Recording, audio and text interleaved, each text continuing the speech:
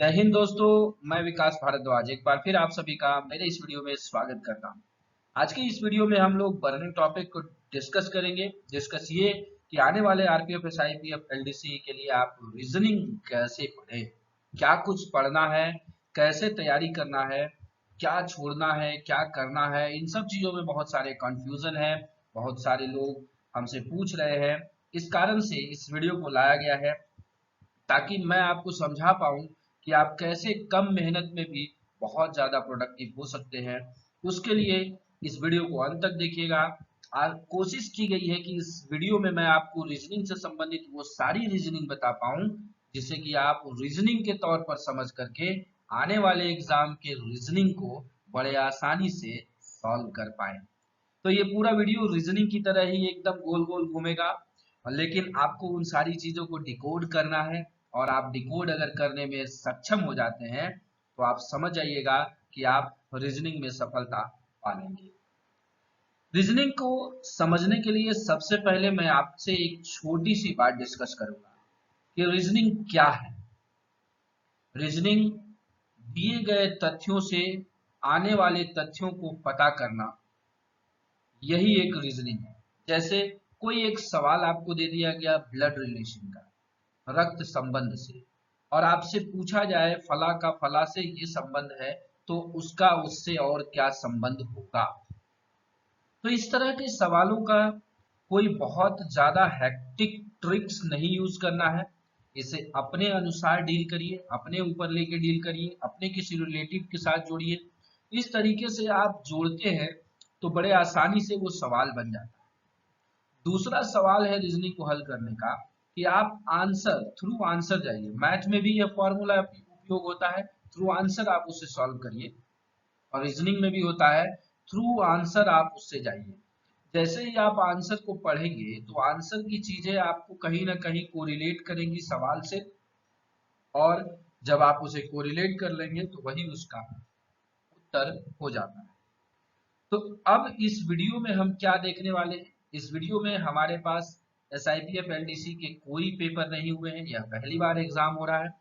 तो विगत वर्षों में हमारे पास रूल 72 के एएसआई के एग्जाम हुए हैं, जहां पर कि रीजनिंग का पार्ट है लेकिन मैथ का पार्ट वहां भी नहीं है। तो मैथ अभी भी कंफ्यूजन का विषय है। उसके लिए मैं नेक्स्ट वीडियो लेकर के आऊंगा कि आपको मैथ में क्या कुछ पढ़ना है, रीजनिंग में भी आपको कौन कौन से चैप्टर पढ़ने हैं। उन सब चीजों के लिए भी एक वीडियो सेपरेट लेकर के आऊंगा। आज के इस वीडियो में बस मैं आपको समझाना चाहता हूँ कि आखिर ये रीजनिंग का खेल क्या है और आखिर ये पूछा क्यों जाता है आपके एग्जाम। तो सबसे पहले मैं आपको रीजनिंग पूछने का उद्देश्य बता दूं। तो रीजनिंग पूछने का बस एक ही उद्देश्य है दोस्तों, आपके डिसीजन मेकिंग को ट्राई करना कि आप किस कंडीशन में, किस सिचुएशन में कैसा डिसीजन लेते हैं। इसीलिए रीजनिंग आसान भी है और रीजनिंग कठिन भी हो जाता है, क्योंकि जो व्यक्ति अपने जीवन में डिसीजंस लेने में बहुत स्मार्ट होते हैं उनकी रीजनिंग उतनी ही स्मार्ट होती है। और जो थोड़ा बहुत डिसीजन में कमजोर पड़ जाते हैं उनके लिए ये डिसीजन लेना थोड़ा मुश्किल होता है। और वो फिर प्रैक्टिस करते हैं उस डिसीजन मेकिंग का। जिस प्रकार से आप इस रीजनिंग को प्रैक्टिस करेंगे तो फिर आपको वो चीजें आने लगेंगी कि इस कंडीशन में इस तरह के थॉट होते हैं, इस कंडीशन में इस तरह के गुना भाग होते हैं, ये सारी चीजें होती हैं। तो एएसआई 72 रूल के पेपर के 10 क्वेश्चंस जो है उसको हम लोग लिटरली इसमें देखेंगे और समझने का प्रयास करेंगे उस थीम पार्ट का कि आखिर इस वीडियो से कि कैसे रीजनिंग के सवाल आपके पूछे जा सकते हैं। तो चलिए देखते हैं एक एक करके सवाल और निकालते हैं एक कंक्लूजन जिससे कि आपको कहीं ना कहीं फायदा जरूर होगा। इस वीडियो को अंत तक देखेंगे तो आप रीजनिंग के 4 सवाल आपके जरूर आएंगे उस चैप्टर से जो मैं यहाँ पर आपको बोलने वाला हूँ। सबसे पहला जो सवाल है कि ये क्वेश्चन हिंदी में मेरे पास उपलब्ध है और मैं इंग्लिश में इसको थोड़ा ट्रांसलेट कर दूंगा ताकि इंग्लिश वर्जन वाले भी समझ पाए। कहता है कि एक कूट भाषा में हार्डली को 74 लिखा जाए, अर्न को 53 लिखा जाए, तो उसी कूट में इनकम को क्या लिखा जाएगा। मतलब लैंग्वेजेस में hardly written as 74, earn written as 53, then income is written as. Options आपके सामने 65, 64, 62, 63 दिया हुआ है और सही उत्तर भी आपको 65 यहाँ पर टिक आउट दिख रहा है। लेकिन ये आया कैसे, इसको हम लोग देखते हैं। और ये पहला ऐसा रीजनिंग का पार्ट है जिसको कि अल्फाबेट सीरीज कहा जाता है। इस अल्फाबेट सीरीज के लिए मैं आपको एक कोड दे रहा हूँ, उससे आप सारे सवाल हल कर पाएंगे। और ये रामबाण कोड है आपके लिए। आप एग्जाम में जाकर के जब भी हल करने जाएंगे तो इसे सॉल्व पेपर पर, जो भी आपको रफ पेपर मिलेगा वहां पर पहले राइट डाउन कर लीजिएगा। जिस तरीके से बता रहा हूं उसी तरीके से राइट डाउन करिएगा, ताकि वो सारी चीजों में गलतियों की संभावना कम हो। तो अब ये 65 इसका उत्तर कैसे होगा, तो आप इस तरह का जो है पिक्चर ड्रॉ कर लीजिएगा अपने पेपर में। 1 से लेकर के 13 तक का नंबर करिएगा, फिर इधर से 14 से इधर करिएगा, इधर मत लिखिएगा 14, जैसे मैंने लिखा है वैसे लिखिएगा 14 से लेकर के 26 तक। और फिर ABCD को भी ठीक इसी प्रकार से M तक, फिर यहाँ से N से लेकर के Z तक लिखिएगा। ऐसा लिखने से क्या होगा, आपको चार चीजें क्लियर हो जाएंगी। सबसे पहले किस अल्फाबेट का क्या नंबर है ये क्लियर हो जाएगा, किस अल्फाबेट का कौन सा अपोजिट है ये क्लियर हो जाएगा।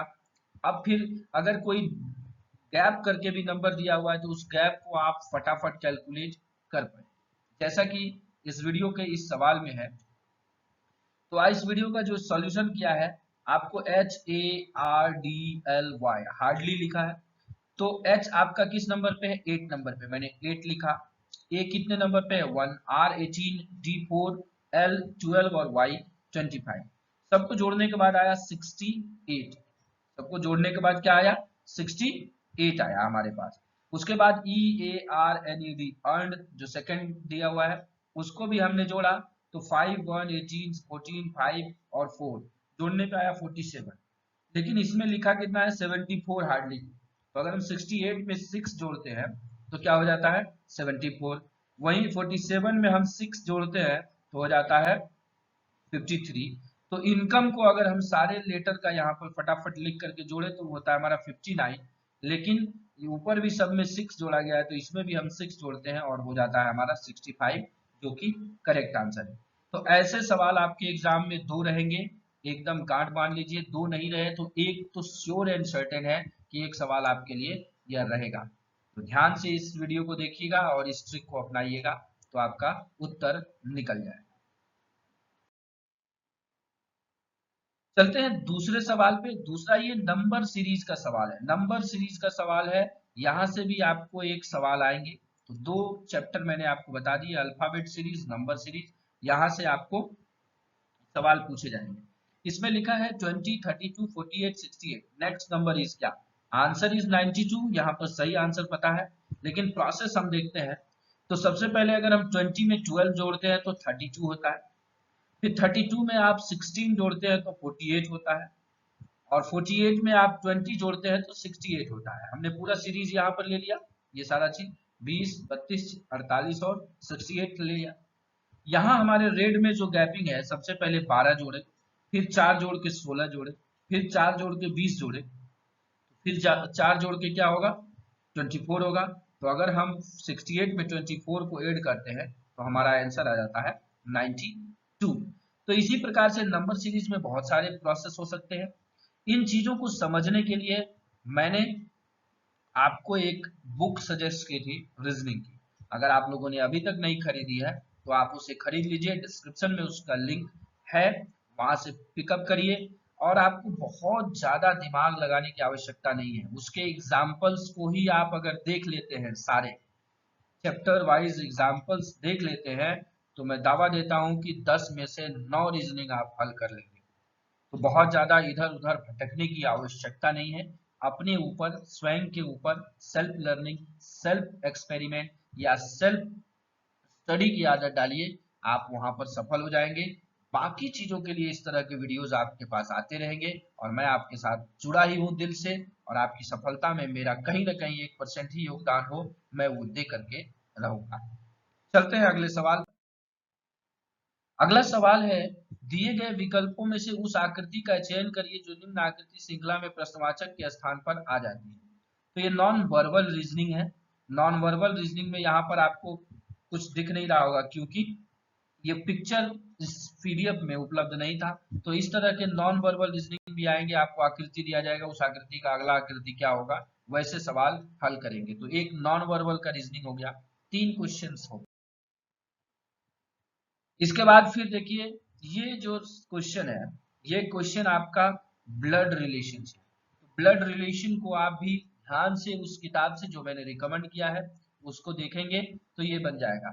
ये थोड़ा सा हार्ड ब्लड रिलेशन है क्योंकि इसमें बहुत सारी चीजों का संपर्क करके बताया है, और फिर इस सिंबल्स के हिसाब से यहाँ पर आपको कुछ रिलेशंस बनाने हैं और इसमें से आपको सही उत्तर चुनना है। आप इस सवाल को देख लीजिए।